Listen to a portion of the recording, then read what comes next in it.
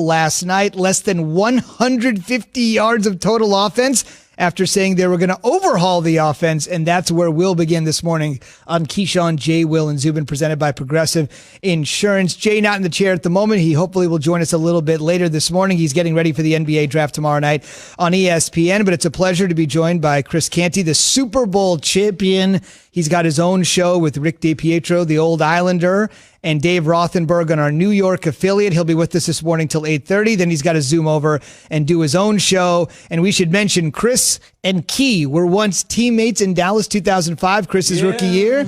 Key was just about the end of his stellar career. And now you guys, I just said your stellar career. What did you want me to say there? The end. It wasn't the end. Okay. It was just different chapter in my professional life. Gotcha. So this is kind of like old times, Zubin. You're reunited again. Yeah, reunited, and it feels so good. The only difference is instead of arguing with Todd Haley, he's arguing with Jay Will, and I'm sure at some point you're going to scream at me about how we need to get the break rather than Mike Zimmer yelling at me about running to the ball. So a little bit different, but still kind of the same. Yeah, he was just a young kid, big, tall, kind of bow legs, kind of like, big though, really like huge defensive end type D tackle. He was big, man. That's for damn sure. And young and nice. Didn't say much. Quiet.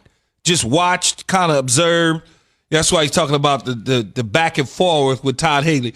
For a rookie, he sees the back and forth. He like, damn, you get to talk to the coaches that way. But it wasn't. It's never like a real argument, so to speak. It's just more about arguing or having a conversation, very animated, Z, about what's going on and taking place at the time. Well, Zoo, the only reason I was quiet is because vets like Keyshawn, along with Bill Parcells and Todd Bowles and Casey Rogers, they said rookies should be seen and not heard. So when you get that from those guys, are you going to say much in the locker room? Probably not. Yeah, but we don't want you to be quiet this morning. Not at all. Not at all. I got this microphone now. Nobody can stop me. I'm all good.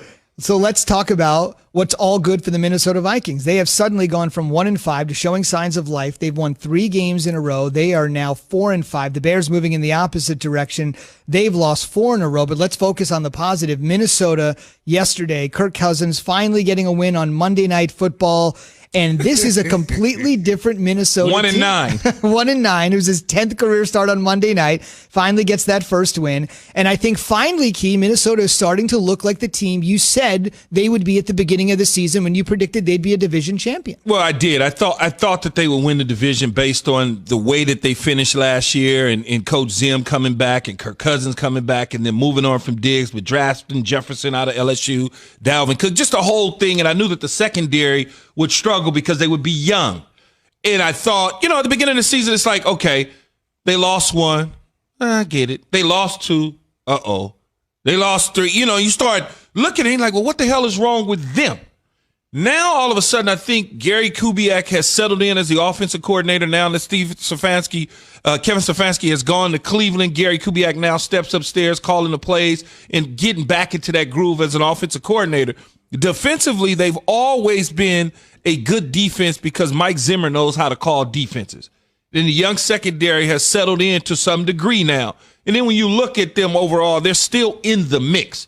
You look at the next 3 games that they have coming up, Cowboys to start with, they very well could wind up having this thing go down to the wire to week 15 or 16 before they're eliminated from the playoffs, Chris. Yeah, Key, you mentioned the Cowboys coming up. They also got the Panthers and the Jags. All 3 of those games are at home. So the Minnesota Vikings have a chance to get healthy, and it seems like this team is headed in the right direction. A few weeks back when they traded Yannick Ngakoue, we thought that they were punting on the season, but Rick Spielman and Mike Zimmer had other plans, and now this team seems like they're getting it together. The only concern that I have is that offensive line is still an albatross. They got to get that fixed because the Chicago Bears front 7 dominated that group last night. Dalvin Cook really didn't get going. He wasn't able to have the impact on that game. And then they put a little bit of pressure on Kirk Cousins, although Kirk was getting the ball out of his hands pretty quickly. But the offensive line is still going to be an issue that the Vikings got to get fixed. Yeah, but everybody's not running up on the Chicago Bears defensive front, though, right? I mean, everybody doesn't have that defensive front. The Cowboys, the Panthers, the Jags, is that defensive front going to look like Chicago's?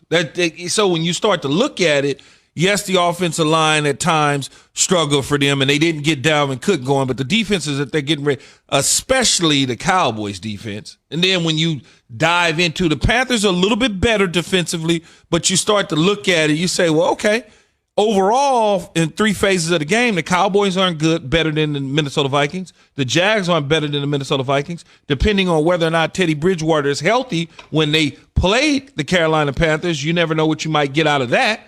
So they certainly, the needle is ticking upward for sure for them, and it's good to see. No doubt. It's also good to see, at least if you're a Vikings fan, as Key mentioned, Kirk Cousins getting off the schneid on Monday Night Football.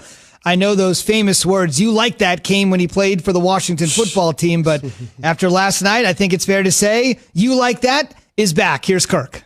For me, it's all about, playing well and, doing my part. I've played long enough to know that there's not a lot you can control as a quarterback. There is, the ball's in your hands, but there's so many things out of your control. And so you just do the best you can, play the best you can.